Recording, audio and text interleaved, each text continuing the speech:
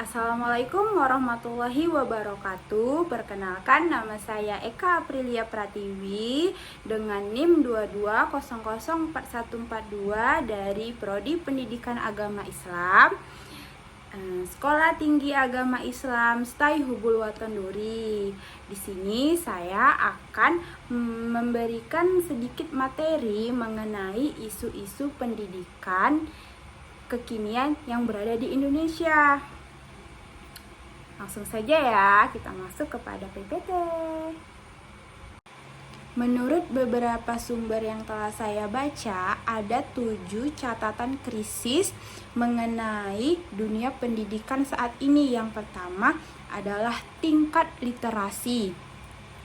Kemampuan literasi siswa berdasarkan Rapor Pendidikan 2023 berada dalam kategori sedang. Rapor Pendidikan 2023 mendefinisikan kategori sedang sebagai kondisi di mana sebanyak 40-70% siswa mencapai kompetensi minimum literasi.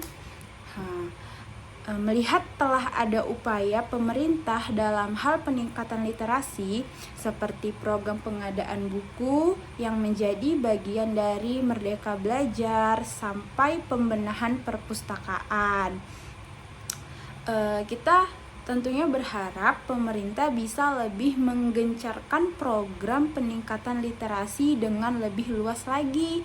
Kolaborasi dengan pemangku kepentingan terkait menjadi penting agar program peningkatan literasi bisa menjangkau lapisan masyarakat yang lebih luas lagi.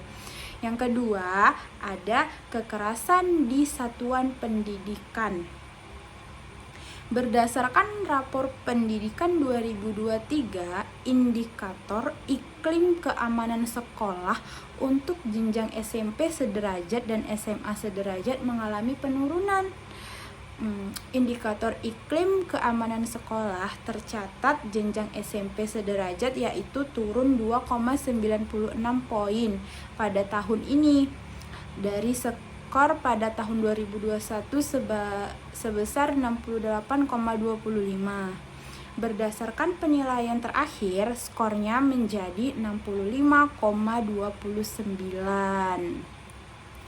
Penurunan cukup besar terjadi pada jenjang SMA derajat, di mana penilaiannya turun 5,9 poin. Berdasarkan penilaian tersebut, skornya adalah 66,87, sementara tahun 2021 skornya adalah 71,96.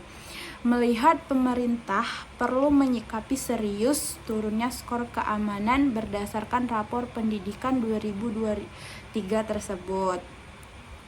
Adanya kekerasan yang dialami maupun dilakukan oleh siswa serta pendidikan sekalipun menunjukkan bahwa fungsi pendidikan belum berjalan maksimal. Jadi kita beranggapan pemerintah perlu mengawal pembentukan tim pencegahan dan penanganan kekerasan atau bisa disebut TPPK di satuan pendidikan. Hal ini juga sebagaimana amanat Permendikbudikristek nomor 46 tahun 2023 tentang pencegahan dan penanganan kekerasan di lingkungan satuan pendidikan. Dan yang ketiga, isu-isu pendidikan masa kini yaitu penyelesaian guru honorer. Pemerintah masih memiliki pekerjaan rumah untuk mengangkat guru honorer menjadi pegawai pemerintah dengan perjanjian kerja atau PPPK pada tahun 2024. Target pengangkatan guru honorer pada tahun sebelumnya masih belum tercapai.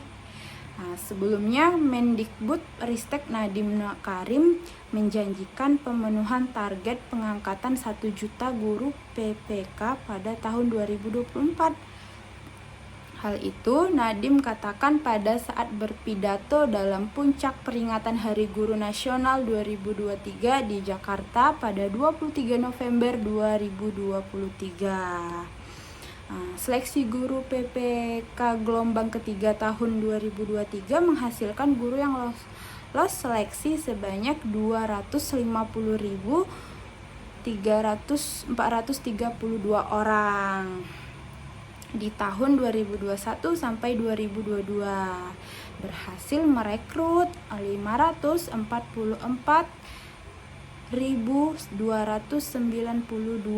guru. Artinya, guru yang berhasil direkrut oleh pemerintah melalui skema PPK baru 794.724 orang.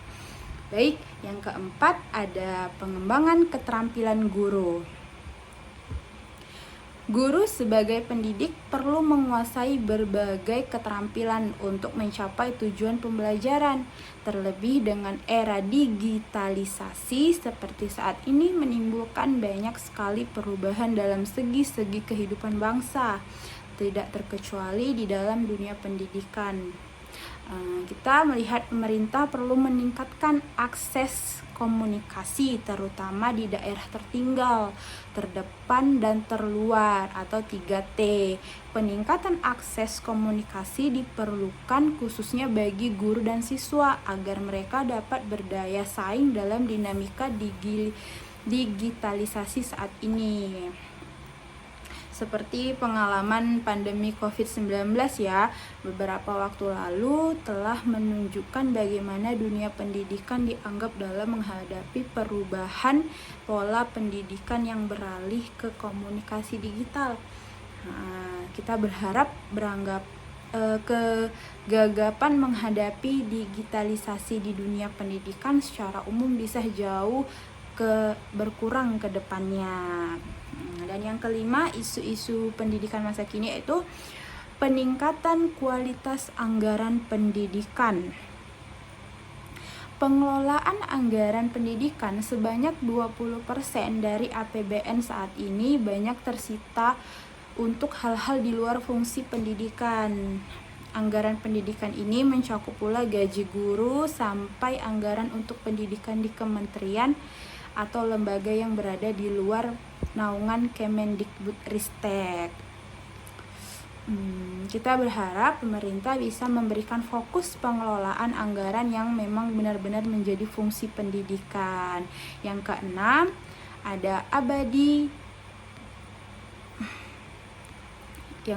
ada dana abadi kebudayaan. Kemendikbudristek mengupayakan dana abadi kebudayaan tahun 2024 sebesar 7 triliun. Dana ini ditunjukkan untuk mendukung pengembangan dan kemajuan budaya daerah di Indonesia. Kita juga berharap pengelolaan dan penyaluran dana abadi kebudayaan harus berdampak pada kegiatan budaya di daerah. Dan selanjutnya yang terakhir ada ketujuh yaitu transisi ke dunia kerja. Fase transisi dari dunia pendidikan menuju dunia kerja semakin pelik karena faktor sosioekonomi. Lulusan dunia pendidikan juga dibayangi oleh situasi pekerjaan informal sampai menjadi pengangguran. Permasalahan tersebut menunjukkan peran penting lulusan pendidikan vokasi untuk menjawab tantangan kebutuhan industri. Pemerintah khususnya Ditjen Pendidikan Vokasi diharapkan terus berinovasi untuk membuat lulusan SMK bisa berdaya saing di pasar tenaga kerja. Selain itu juga pendekatan dunia pendidikan tinggi dengan industri juga tidak kalah penting untuk merespon dinamika dalam